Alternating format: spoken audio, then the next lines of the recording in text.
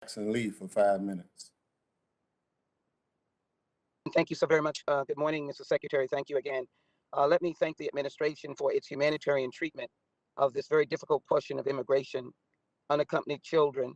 Let me thank you for the work that you've done to reunite children that have been disastrously separated over the last 4 years, cruelly, as many of us have experienced those mothers and children not being reunited. Let me turn to CISR and the important work of cyber and cyber response. We're under attack. The President made it clear in his meeting with Mr. Putin yesterday.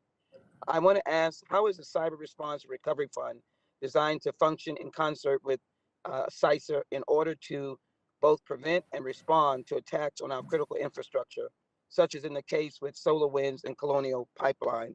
And Mr. Secretary, as you well know, my time is short and I have several other questions. Delighted to welcome you. Congresswoman, thank you so much for your support of CISA and its critical mission.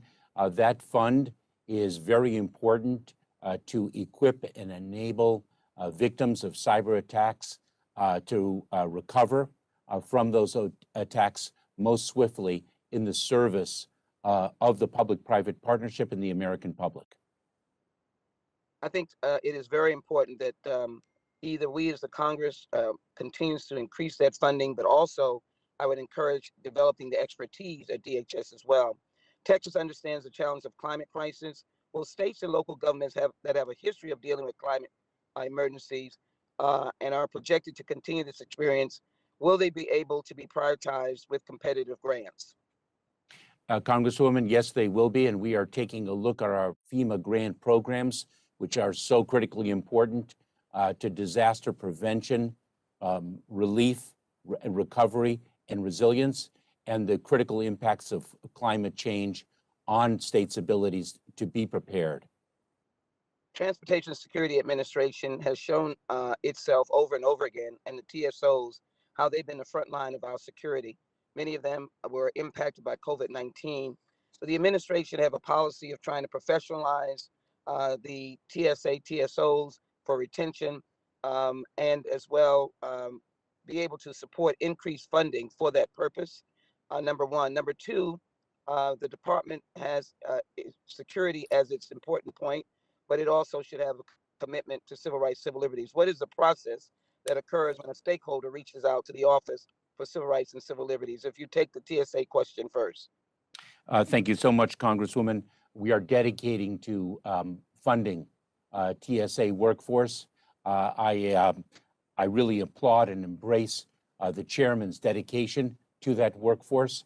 In fact, just a few weeks ago, I made a critical announcement about our commitment not only to provide collective bargaining rights to the TSA workforce, to the TSOs, but also to work towards ensuring that their pay is at a level, at least that level provided under Title V of the United States Code. So I share your commitment, and I really praise the chairman's leadership in this area.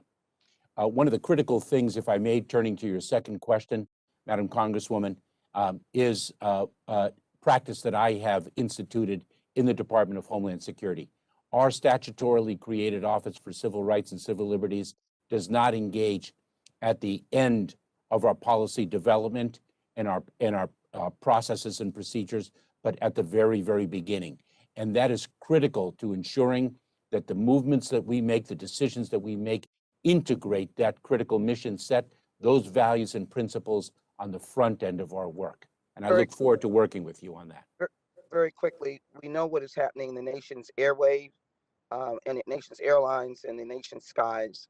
I heard you make a comment about marshals, and I'd be interested in adding their powers or their procedures and how we can ensure a safe travel for our traveling public who are civilians and who've been called into action as if they are staff or military to save the lives of the other traveling public.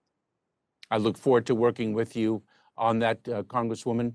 I really applaud the tremendous work that our federal air marshals have done so very many years. I know of their work very well. Thank you so very much. And I want to compliment FEMA We were under siege, as all of us were, in COVID-19.